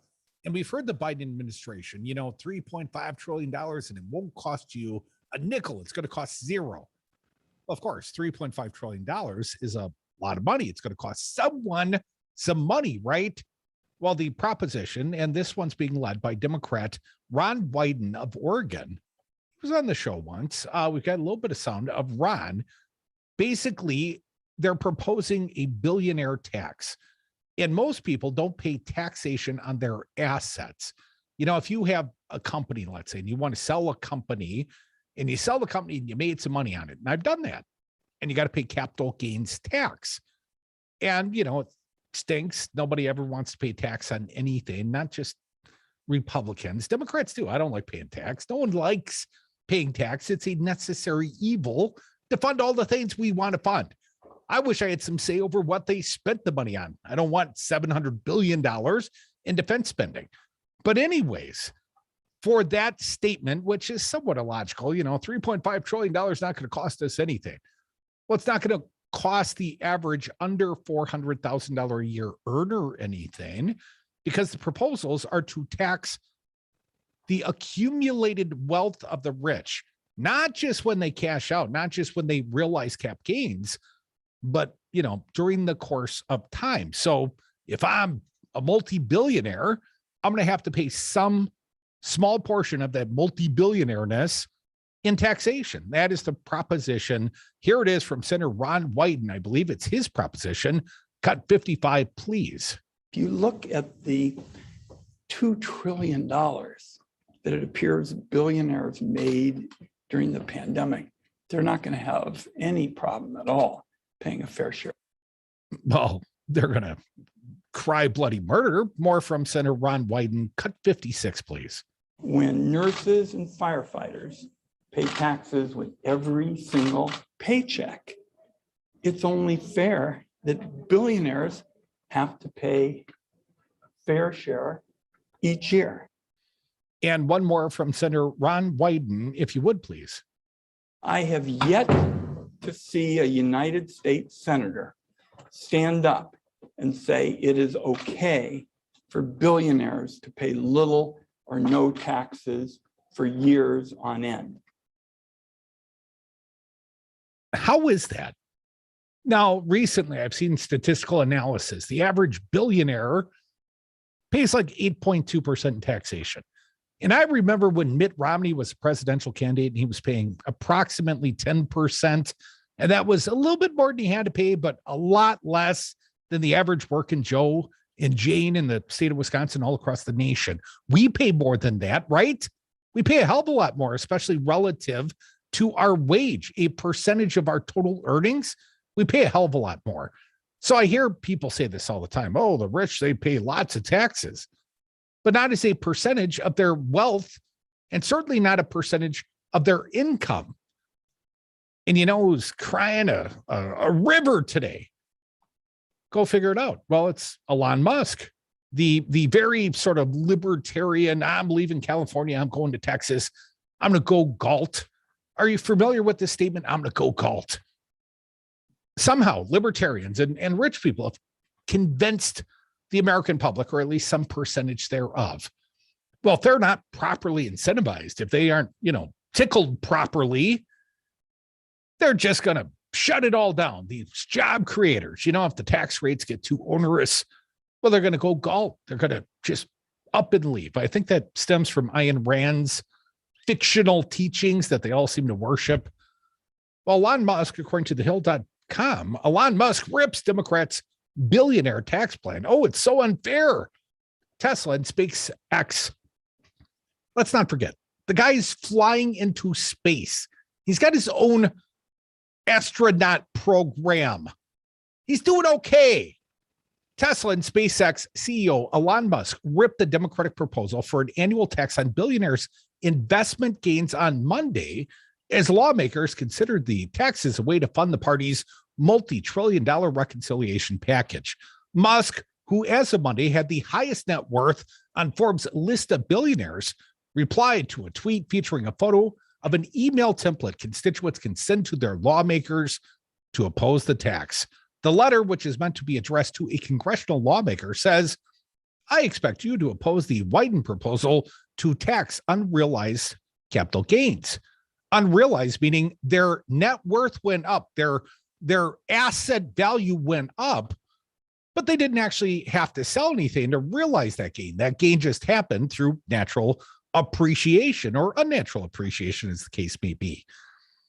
I anticipate, again, Elon Musk signed off on this draft letter, this form letter. I anticipate that any new unrealized capital gains taxes will slowly make their way down to middle-class retirement investments over the next several years. Why would you make that assumption? It will start with billionaires and eventually millionaires. Then the modest investments will get hit possibly within a decade, the letter adds. Oh, so he's in it for the middle class, the 401kers.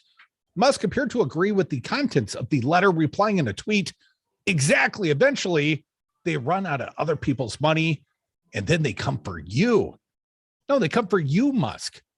There was an interesting headline. Saw this one today as well. 2% of Elon Musk's wealth would solve world hunger.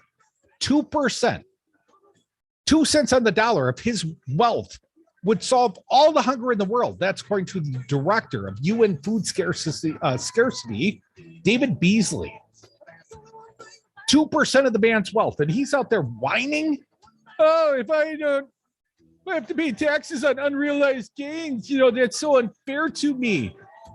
I'll only still be the richest man in the world and perhaps the first trillionaire in human existence. How's it gonna get by? Come back. More devils. 844-967-2789.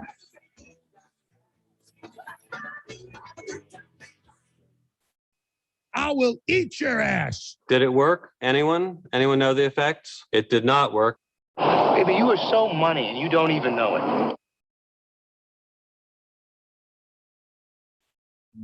You're listening to Devil Radio 92.7 and WTTN 1580 AM. That's pretty cool.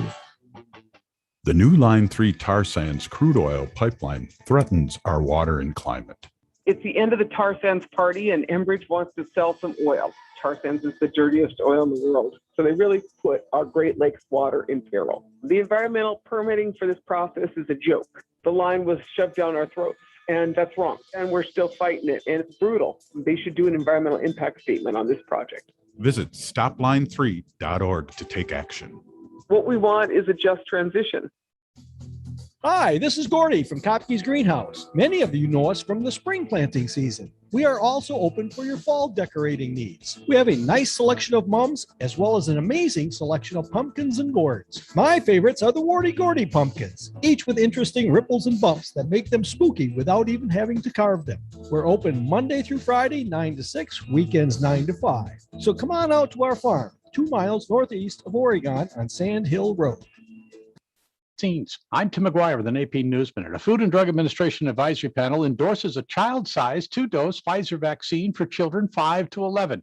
Today's meeting, panel member Dr. Eric Rubin asked about the need for all children to be vaccinated against COVID-19. There are certainly kids who probably should be vaccinated.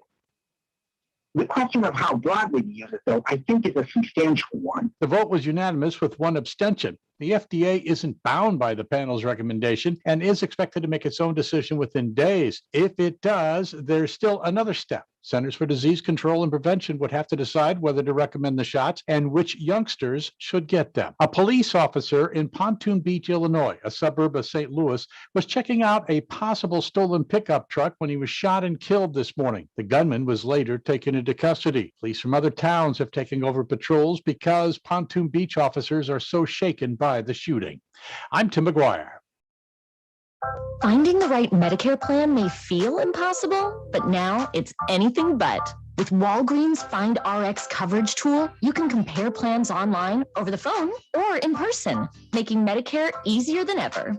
Easier than picking which true crime doc to watch, figuring out that Wi-Fi password, or pay cover back on. So if you can do those things with Find RX coverage, you can definitely Medicare.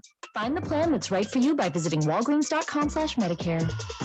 My stomach. Don't worry, I've got you covered. When you have nausea, heartburn, indigestion, upset stomach, diarrhea. What's that? It's Pepto-Bismol Chews. Pepto-Bismol's in a chew? Yeah, they taste great and provide fast relief. And you can always have Pepto-Bismol handy. Ooh, let me try it. Try Pepto-Bismol Chews for fast relief. Nausea, heartburn, indigestion, upset stomach, diarrhea. Use as directed. Keep out of reach of children.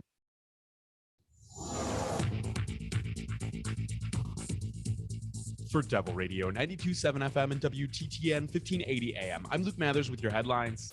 At a closed-door campaign event over the weekend, Republican gubernatorial candidate Rebecca Kleefisch told supporters they need to compete in, quote, ballot harvesting and, quote, hire mercenaries to help her win next year's election for governor.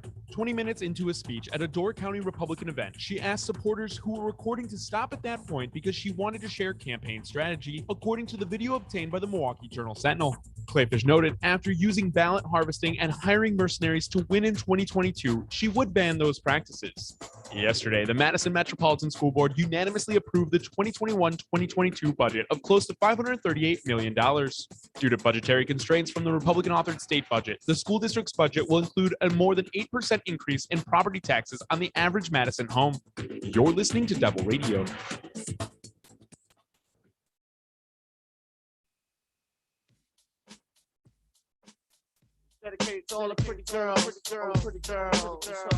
Occupy didn't start on Wall Street.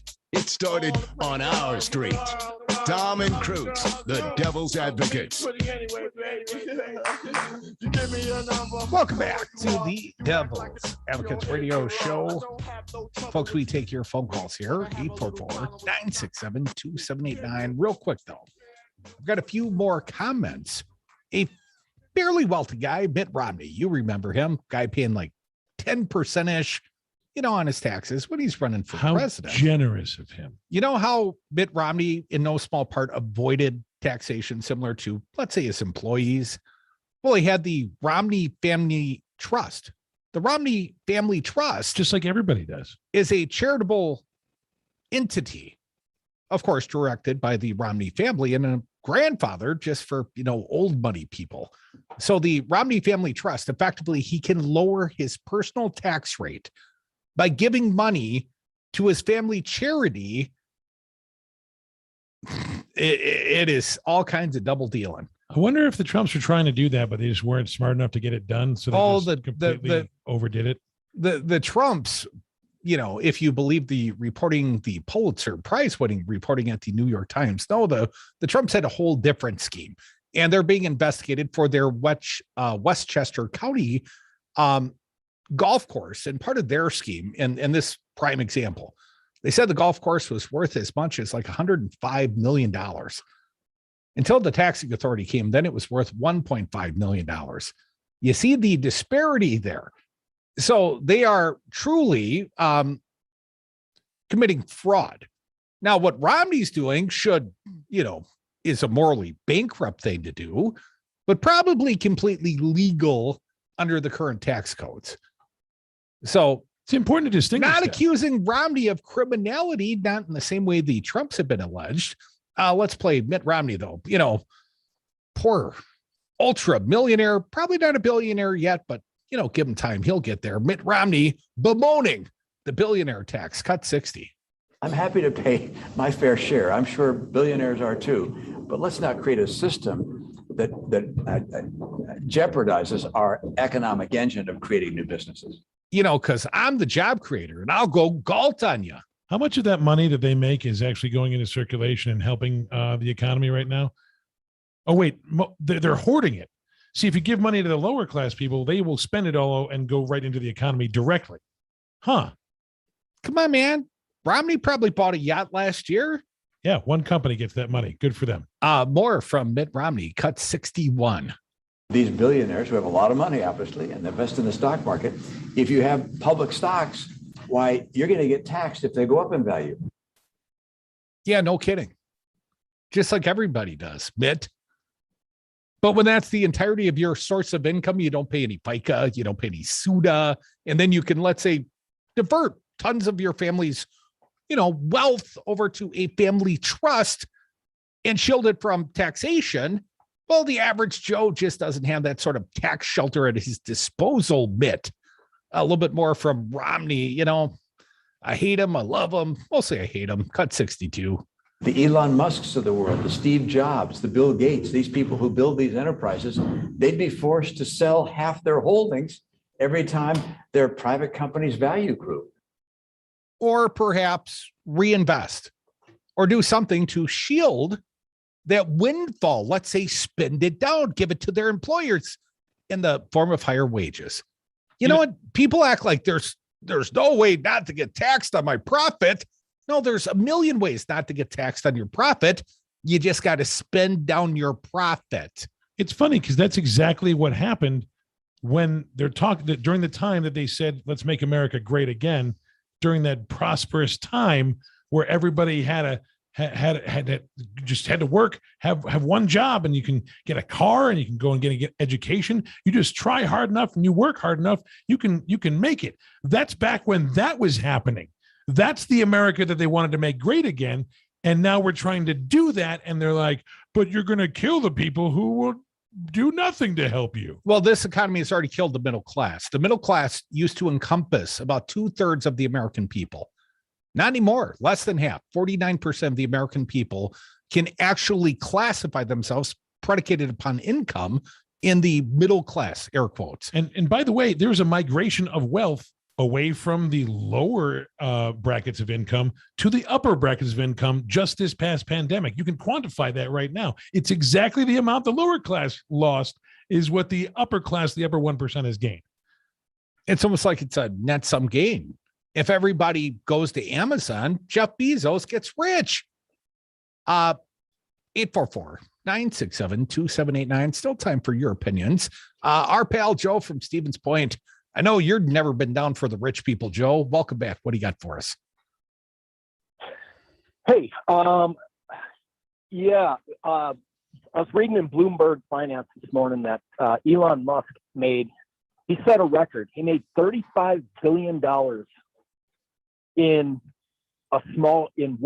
one day of valuations.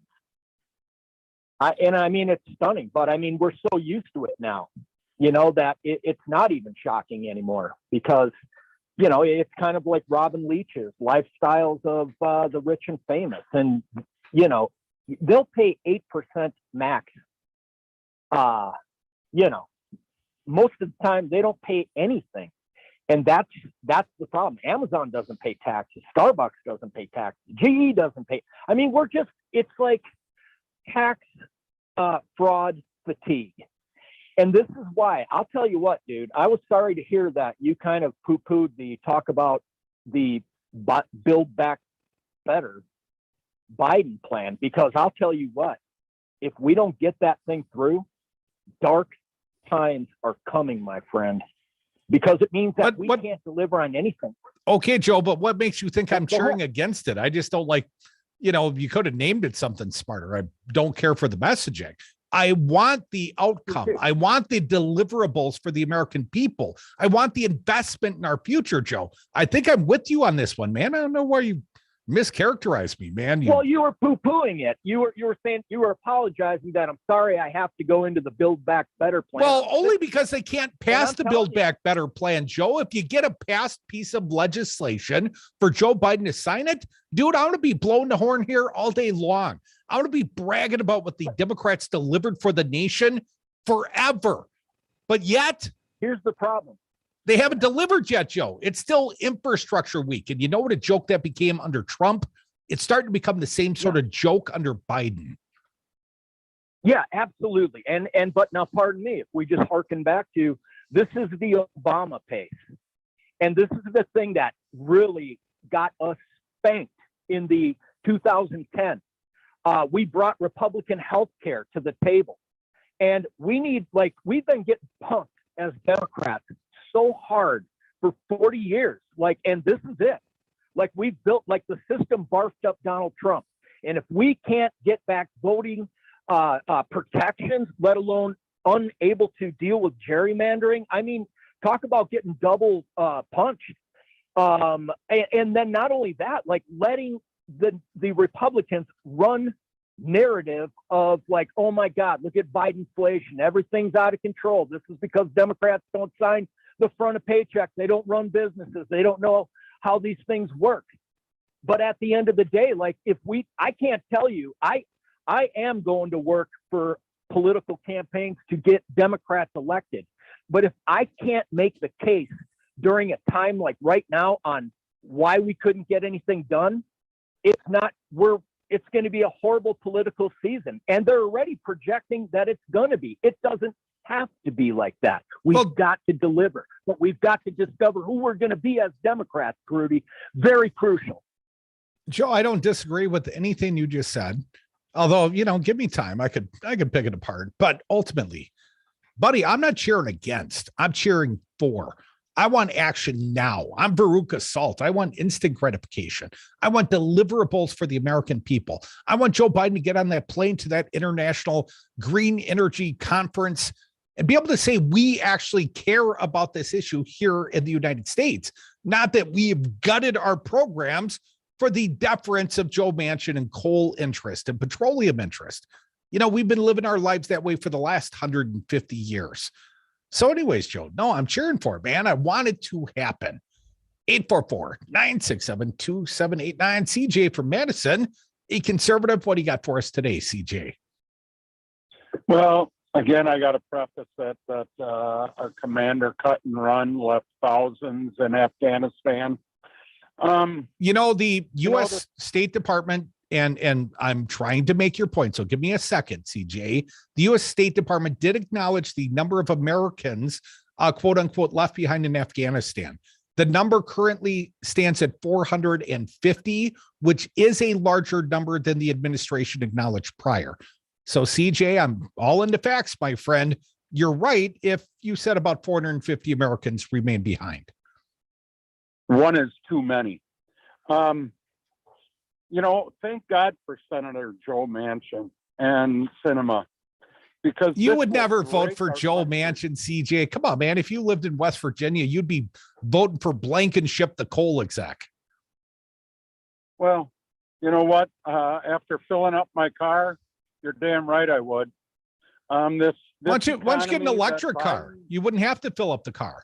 And you might actually... I can't afford one.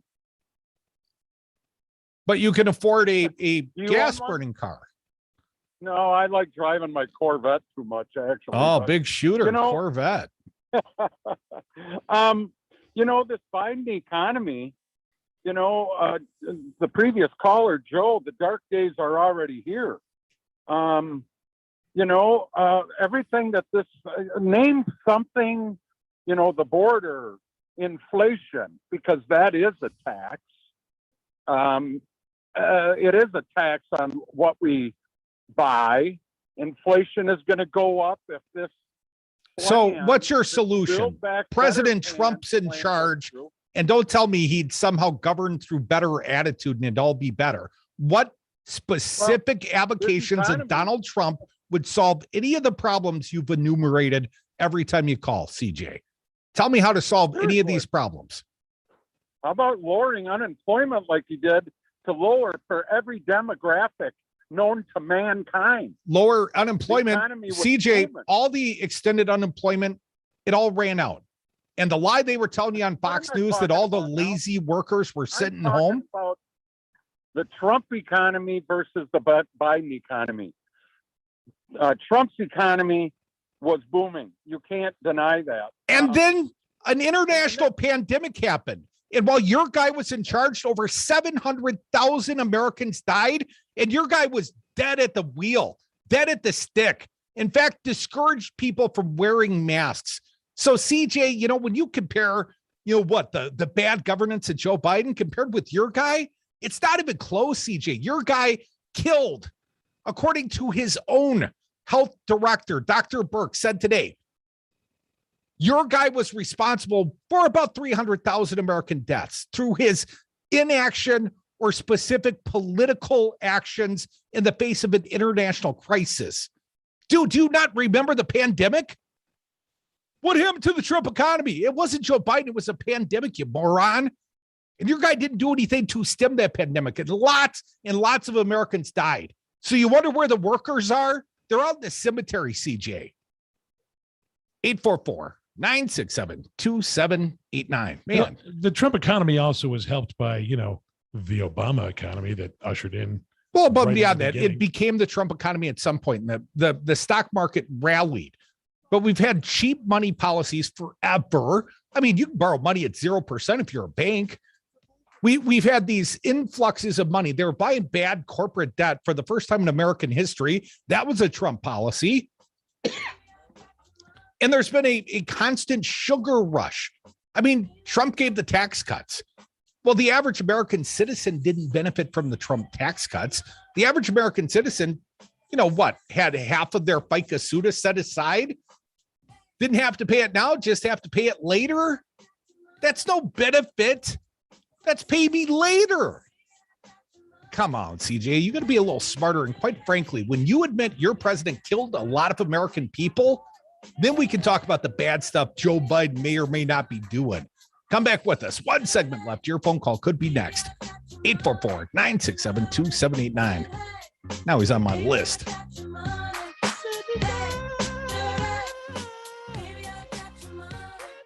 Well, you haven't got the knack of being idly rich. You see, you should do like me. Just snooze and dream, dream and snooze. The pleasures are unlimited. Where's the money, man? Where's my money?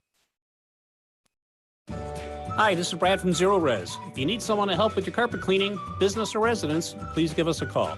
We have the best system available and an amazing team of friendly technicians. Call us at 848-9000 or schedule online at zeroresmadison.com.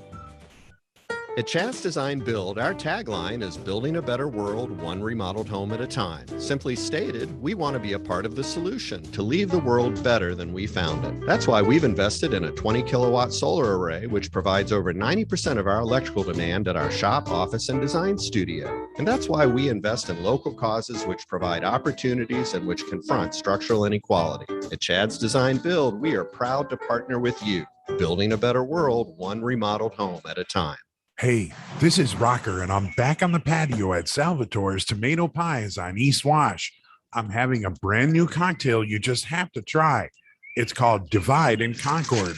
It features Rocker vodka along with Concord grape, thyme, St. Elizabeth's dram, and a touch of lemon lime. Ask for it by name, Divide and Concord at Salvatore's Tomato Pies. Find Rocker vodka and Rocker rye whiskey at Vic Pierce on Sherman Avenue.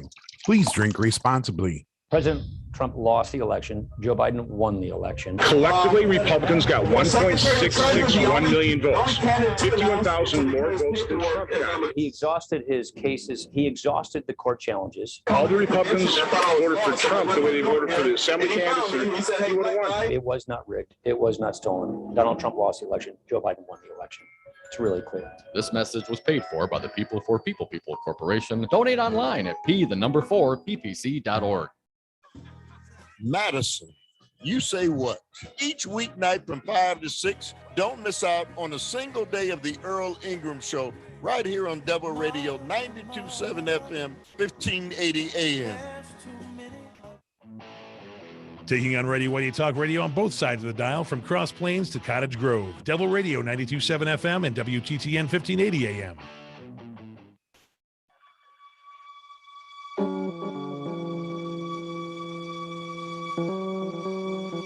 The Devil's Advocates, so relevant they have 1 foot in tomorrow.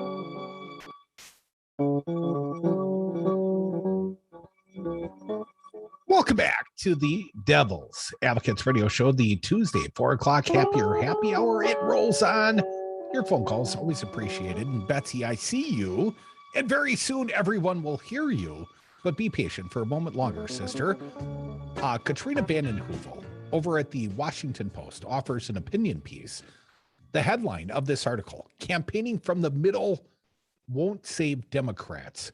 Here is her conclusions, just 4 paragraphs. The citizens' movements of our time, the climate fight, Black Lives Matter, the Dreamers, the women's movement, the fight for $15, the democracy movement, and more, have seen their causes blocked by Republican obstruction and the venality of a handful of Democrats. If they decide it is time to hold legislators accountable and turn out in large numbers, talking about the voters, they can deliver a clear object lesson that politicians of all stripes will adjust to. The effort won't be led by the Democratic Party leaders who will resist efforts to take out retrograde Democrats, and it won't be joined by Republicans who have rendered themselves superfluous. It can be driven only by independent movements, by organizers on the ground, by activists who decide collectively that this is a time not to give up, but to move up. Electoral politics is only one arena for movements. While Democrats such as Sinema torpedoed the $15 an hour minimum wage in the Senate, workers and activists forced employers in more and more states and localities to move wages up to $15 an hour and above. The climate movement, the falling prices of solar and wind energy have shut down more coal mines than any legislation. Republican efforts to suppress the vote have been and will continue to be countered by Black and young voters reacting to the insult by turning out in larger numbers.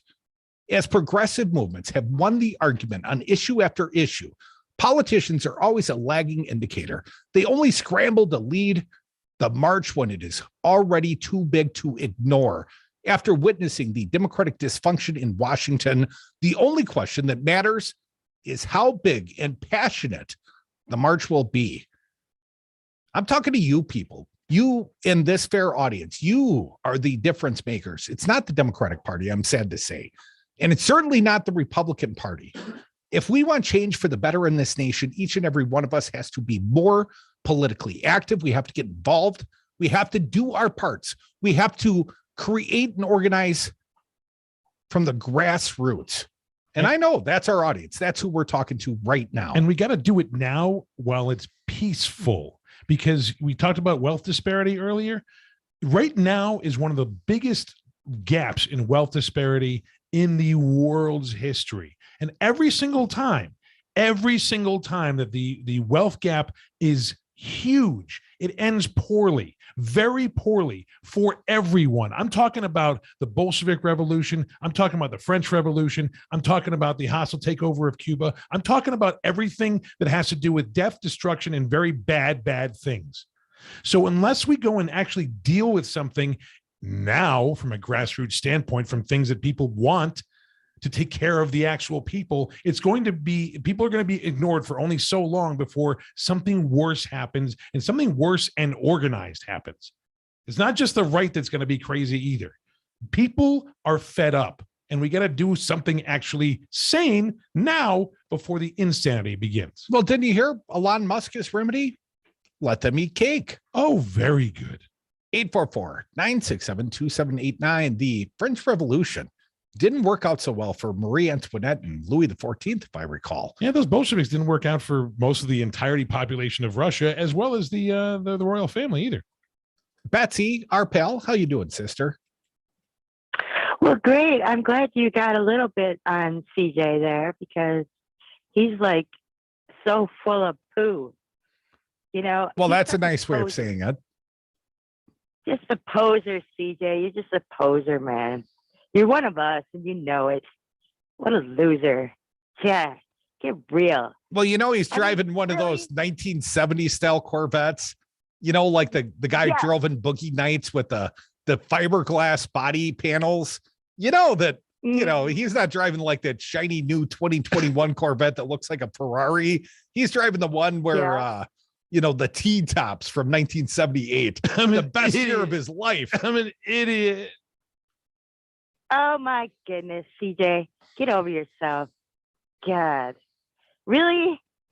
God, you seem old enough that you lived through Vietnam War and all that. What?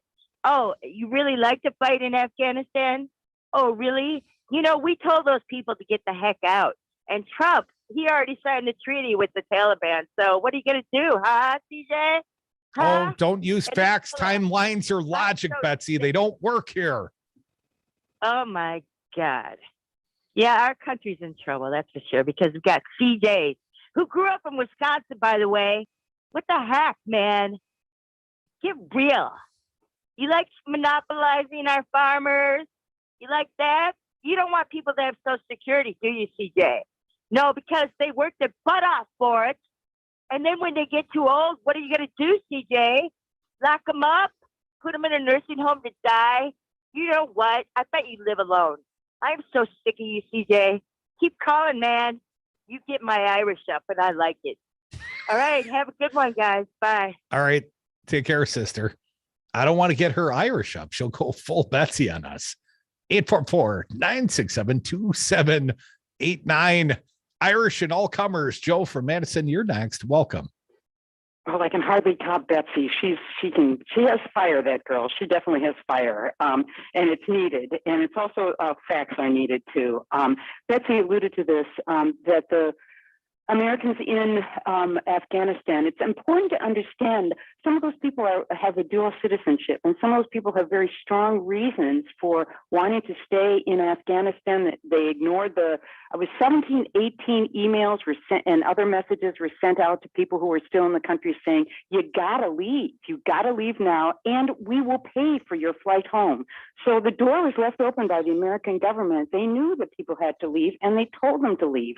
So when there are people still left there may be complicated reasons why they are still there, and they didn't head to the exits when the offer was given. So great show as always, guys. Thanks. Thank you, Joe. Apparently you didn't heed the earlier advice that facts, timeline, logic, that's not going to change CJ's mind. This one's going out for you, fella. You know, I always like to, when I'm in the car, you know, driving down the road by myself, I like to blast Prince, but I also like to sing it as Bernie Sanders. Little red Corvette.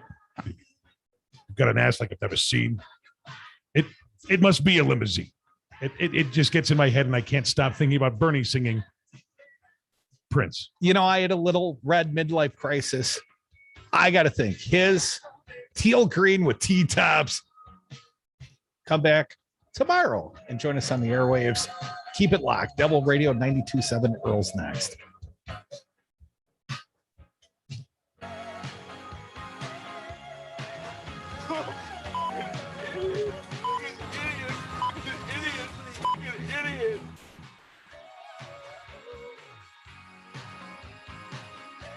Keep up the fight for freedom. Hey folks, Stephanie Miller here as